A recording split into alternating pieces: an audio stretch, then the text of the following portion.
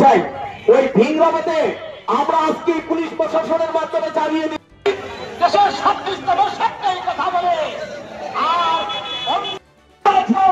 আমাদের ভাইদের ছুটো নিয়েছ গত 26 তারিখে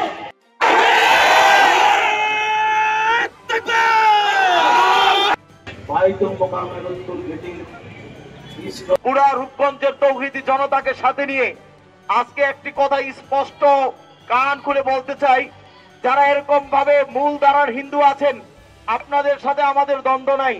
তারা কিন্তু বসে নাই, তারা বসে নেই। তাই দেখতে পাচ্ছি চিহ্ন কৃষ্ণ দাস যখন বন্দী হলো, ভারতের নড়াচড়া দিয়ে উঠে বসেছে, বিবৃতি দিয়েছে তাকে মুক্তি দেওয়ার জন্য।